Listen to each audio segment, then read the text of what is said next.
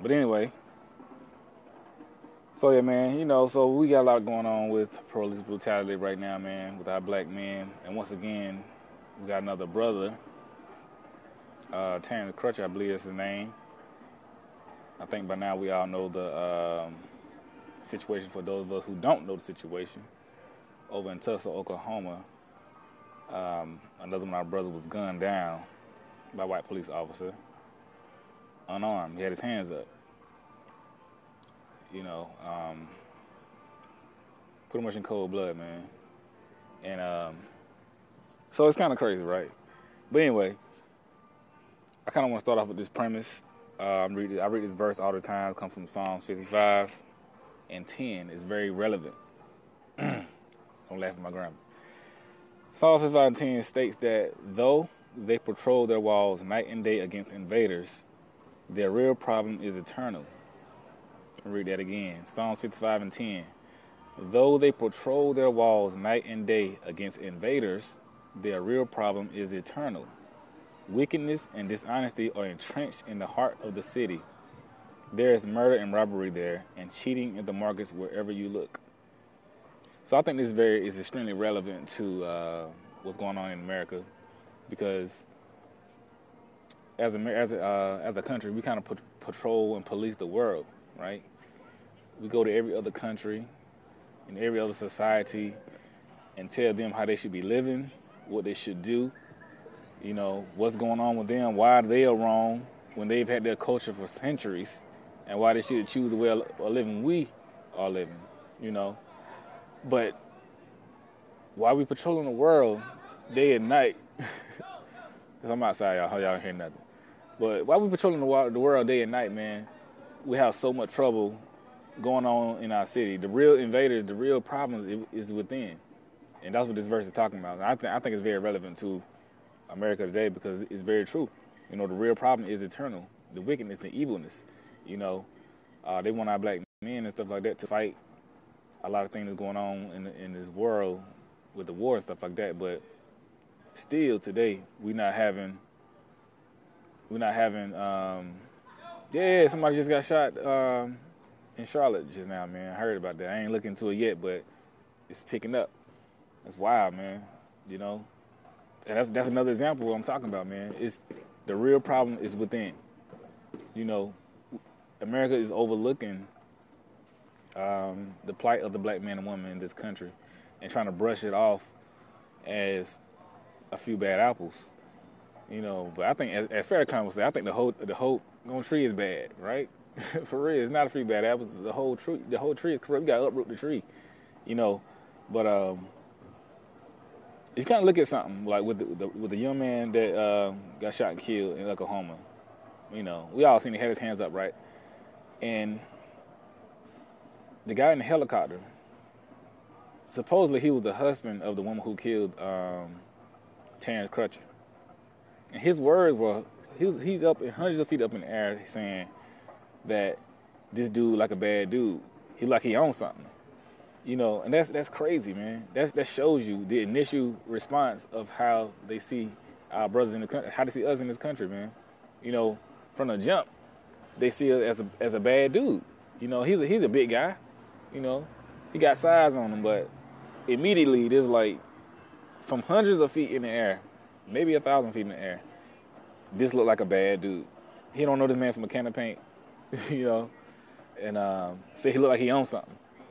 So if he said that when this brother got his hands up and walking calmly, imagine what the police officers think when we really, I guess, talking back to him, you can say, we really asking them questions.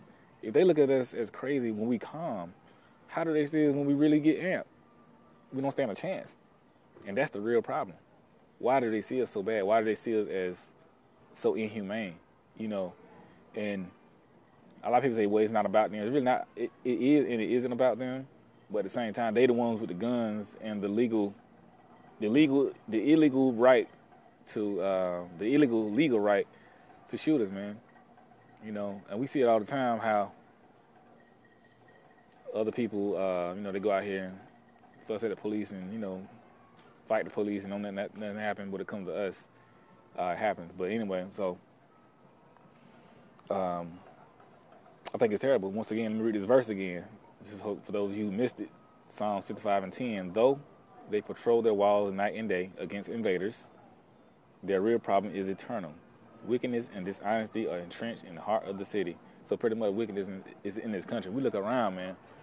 We see everybody, rallying for the cause of other people, and they like to call black people unpatriotic, but we are the most patriotic people in this country. We fought and died in every war since the beginning up until now. Even after all the things we been going through in this country, we still enlist in the armies, in the armed forces. We still stand up for the flag. We still sing the Pledge of Allegiance at all our HBCU football games. This is after all the stuff we've been through and we are currently going through. We still defend the country. We still say we love this country, even though this country never loved us truthfully. If that's not patriotism, I don't know what is. Because if anybody has a right to be unpatriotic, it's us. Given that what we've been through, if anybody has that right, we have that right. But we can't get into a rut, if you will. We have to keep fighting, man. And I appreciate what Kaepernick did. I know I'm kind of breaking up out here, but I appreciate what Kaepernick did because he brought attention. He brought a lot of unwanted attention to a problem that is being ignored. But the problem that has always been here, and it is about race. People try to say it's not about race, or it's about poverty. Yeah, poverty has an element to it. There's a lot of elements to it, but the sole element to the thing is race, man. It's black people, because this country was founded upon race. It was birthed out of racism. The police organization was founded because they want to go catch up slaves, catch up escaped slaves to bring back. Or they want to protect the white communities that surround the plantations. They pretty much want to protect America against slaves and enslaved and revolt. So that's why the police force was started. So I believe it's why that we still have this going on like we do. It's entrenched in what's going on. It's in the bloodstream of the police departments. It's in the bloodstream of the police departments, and it's frustrating, man. But I should truly believe that we as a people, we really have to continue to come together, man. Because if not, we're gonna be forced on the sidelines, and it's going to be difficult, and it's increasingly getting difficult for us. Every time we try to brush it off or something like that, something else happens. Every time we try to say everything's okay, it gets worse. And I constantly say this all the time. It's about dealing with self-care. Ever since we were taken from Africa up until this point in history, we have never had a chance to rest as a people. And that's something to think about. It's been trauma after trauma after trauma, and these things are passed down from generation to generation. And we have never had any help as far as trying to heal. One thing or another. So today, it's continued brutality. And yeah, we got violence in communities and stuff like that. It's two dynamics. Just because violence doesn't mean that the police can kill us too. Because we all know, we hear this a bunch of times, when a black man kills another black man, 9 times out of 10, he going to jail. Case closed. And what happened in Oklahoma, if that would have been a black man shooting somebody in that same situation, but it just wouldn't have been a cop, the case would have been closed, man. It would have been closed by now. We got the suspect. We know what happened. There's no investigation needed, But anyway, I just think this verse is very powerful for what's going on in America, because it is very true how we go around portraying ourselves and patrolling the world, but we're not patrolling what's going on the inside. We act like we perfect. And when people call us out, when people call out America, we call those people out, you know. And we live in a very wicked and evil society, man. You know, so, and we really started bringing things up. People started getting unraveled. And a part of protest is to make people uncomfortable, you know. We got to read that, what Martin Luther King said when he came out of, well, he was in jail in Birmingham, you know, letter from Birmingham jail. He was talking about, I don't know if verbatim, but he was talking about pretty much how those people who say that the black man need to chill out on protesting and stuff like that, he had a rebuttal to that. Pretty much he was saying that, you know, those of you who tell us that we have a timetable for our pain need to be quiet, and you really need to look at it. You know, he said it's unjust for you to say that. You can't set a timetable for another man's pain. You know, you can't say, oh, well, in a few years you'll be free. No, if they want freedom that moment, there's no timetable for pain. There's no time limit that another person should set for another person for them to endure the injustice. You know, so protest is birthed from the injustice that's going on. If there was no injustice, there would be no need for protest.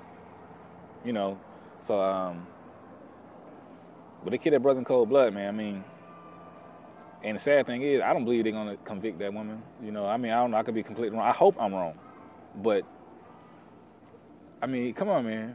I mean, you just look at it. This middle-aged white woman in America killed a black man, and they want her to go to jail. I just don't see it happening, man. You know, I don't know. I don't see it happening, man. But I hope I'm wrong about that, because we need, you know, they say let the justice system play out, man. But the crazy thing is, though, that this is very uncomfortable for America. America just want to be this very politically correct nation, and so many things are incorrect. And we as a people, we can't stop voicing our opinions, you know what I'm saying? We can't stop saying what's going on out here, because if we stop, we're going to get our children are going to get overlooked. And the good thing about this young generation, man, they fearless, man. They really don't care. You know, they really not afraid. They just need direction, you know, and guidance. But they're not afraid to say what they feel, speak, or say what they feel or think, and they'll speak that, you know. But 2016 has been a very tumultuous year for our people, man. I mean, it's like we're hustling backwards, man. But once again, man, this verse about, I want y'all to read Psalms 55 and 10, man, about how we patrol our walls day and night. But the real problem is internal, man. 'Cause that just touches me, man. It's like, it's real. And I wish we would see that. You know, that's why so many people hate America out there. There's a lot of people love America. Yeah, we rich. We got all this stuff going on. But we rich because we've taken over so many people, so many different countries. That's why America is rich. That's why America is great. We great because we killed so many people. We great because of slavery. We great because of forced labor. You know what I'm saying? That's why America is great. That's why we got all this, you know, just the riches untold. You know, because it was free labor. So we go around the world. A lot of people don't like America.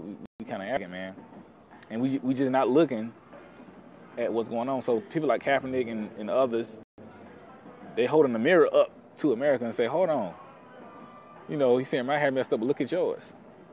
You know, it's real, man. But we can't let them dehumanize us. We have to continue, you know, to let ourselves know, and, you know, let our children know that they are beautiful, that they, you know, that God loves them. They are human beings. God lives inside them. They are God. You know, we have to keep this going, man. We have to self-educate ourselves. That sounds redundant, but we have to educate ourselves to, you know, to uplift us. We can't continue to argue with not all white people. We can't continue to argue with white people who don't see no value in us, because it's a dead argument. It goes in circles and goes in circles. What we have to do is we have to continue to educate ourselves. You know, the things that are being taught in we're getting rich off the back of others, man. What America is, and so the things that are taught in the schools don't necessarily enrich the being of the black man and woman, right? To be honest, um, self-education or self-knowledge is so important because a lot of things I didn't understand about myself until I took a Black history course in college, and that's a long time. You know, I mean, I understood who I was, this and that, but it was limited. It had a cap. It had a cap space. So I took the Black course, you know, Black history course at State, South Carolina State, and changed my life, man. You know, and for real, changed my whole world. So many things I didn't know that we did. I just didn't know. I just didn't know. No one said that in school. No one taught me about who I was or the accomplishments of my people. You know, and I think when we begin to learn about who we were beyond slavery, I ain't talking about slavery. I'm talking beyond slavery, about what our people did throughout the world. You know, it's gonna change your life, man. It's gonna change the perspective of your children. It can change your visions. You know, that's why vision and propaganda is important.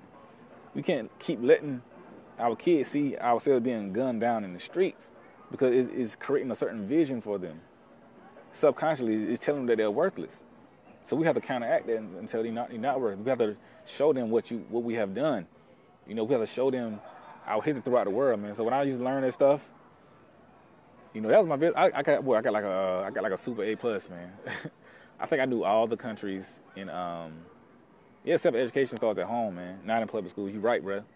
You know, because, you know, I know at home we talked about a lot of stuff, but, you know, we wasn't as educated on things as we should have been, but enough to know, you know, kind of who we were in my house. You know, enough to understand that we are better than what they are telling us, you know. So, like I said, when I took that course at State, man, oh, it changed my life, man. I mean, for real. I felt so empowered. And if I felt like that, I know everybody will feel like that because learning about yourself is so beautiful. I said that wrong. Learning about yourself is, you know, you discover so many things, you know, so many inventions, so many victories, you know, and you have to do that beyond slavery, man. You know, you have to look at so one thing that happened when I was growing up in, I think I said this before. I think I was in elementary school, maybe middle school, maybe 5th or 6th grade. But anyway, the teacher was teaching about world history, you know. And, you know, we was going through the course, and I was like, man, I just didn't see no Black people in there. And this is before I was like even conscious or even knew anything about the struggle of Black people. You know, I understand we was going through something, but I just didn't. I just simply didn't see anything that looked like me in that course he was teaching, and it was going on for weeks and weeks. And I was bothered. I was excited because I was like, okay, he's gonna get the Black people in a minute. You know, we're gonna get to it. You know, he gonna show what my people did. You know what I'm saying? We was talking about Alexander the Great and this and that. And, you know, and Columbus. I like, man, we African kings about to come up in a little bit. You know, it never came up. It never came up. So I raised my hand. I asked the teacher. I said, "Yo, man." Well, I didn't say yo, but pretty much I was like, "Excuse me," whatever his name was. It's a white teacher. I was like, I asked just like I said, where are the Black people? What was the Black people doing during this time? He ain't had nothing to say. The teacher had nothing to say. I said, where were the Black people during this time? What were they doing? He was like, well, you know, he said a bunch of that, you know. And from that moment, I was like, man, something is up. And that wasn't just me as a kid, man. That was me as a kid, just understanding that something ain't right about this education that I'm getting. When I'm seeing all these victories of all these white people just going over the world, and I don't see one victory, one thing positive about anybody Black. And the first time Black people are introduced in U.S. history and world history in public education is slavery. You know how damaging that is to a young man and a young woman? The first time your people are introduced is slavery. That means you were nothing in the scale of world history, you know. So imagine the people who don't understand beyond that. All they know is, man, we were slaves, we came from Africa, Africa was dirty, and here we are today. But like I said, when I took that course, Black history course, I think every person really, but Black people in particular should be required to take a Black history course from a Black person or a Black teacher, because it makes a difference, man. You got to learn about yourself. You know, every culture learns about themselves before they learn about anybody else, you know. And it ain't about, you know, because some people are, oh, man, I don't know about that Black power stuff. It ain't about, It ain't even about that, man. Everybody learn about yourself. Don't mean you better go ahead and be a Black Panther. You know, nothing wrong with Black Panther, but it don't mean you have to be revolutionary. You can learn about yourself and still be who you are.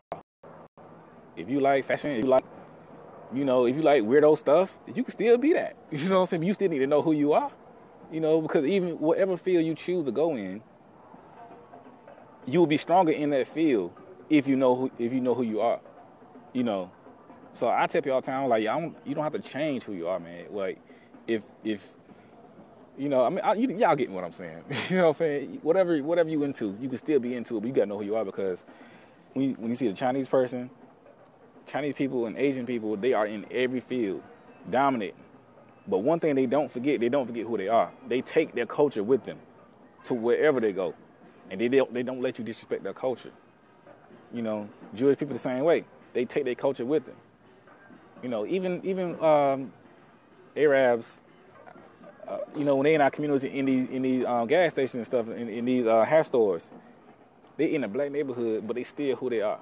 You know, they be talking their language, they be being who they are.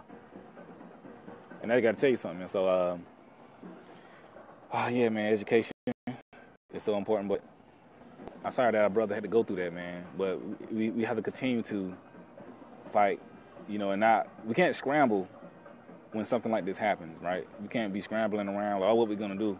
We have to be proactive. We have to be continually working on ways to fight the system, man, and ways to defeat what's going on, because it's not gonna stop unless we put the pressure on. You know, we got to put the pressure on through local elections too. Local elections are very important. Like I keep telling people to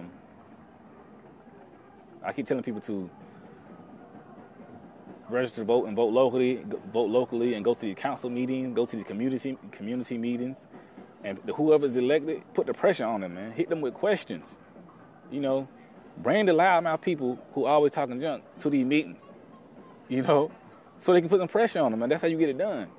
And when you put pressure on people, they know somebody out there cares.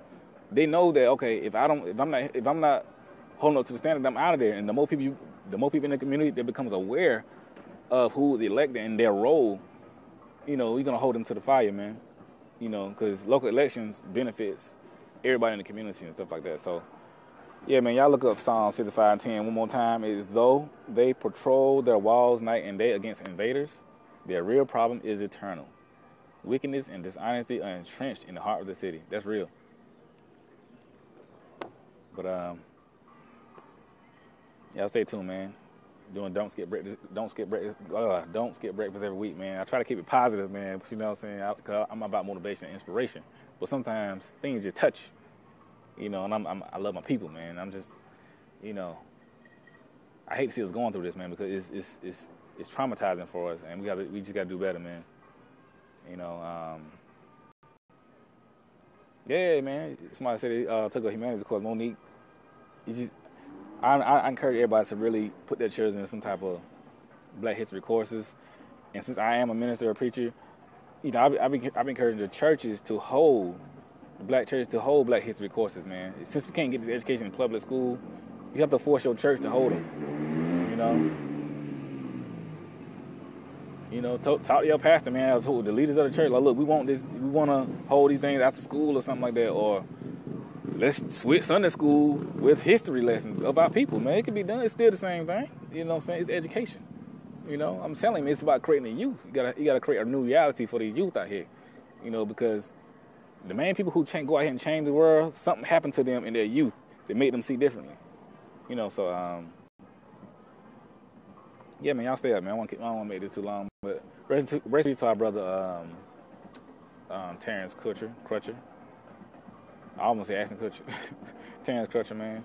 It's crazy. Don't skip breakfast every week, sometime during the day. I ain't got no specific time. So y'all just stay up, man. Like my new page, man, and all that good stuff. So y'all stay up with your boy. Keep me lifted. Pray for your boy. We out.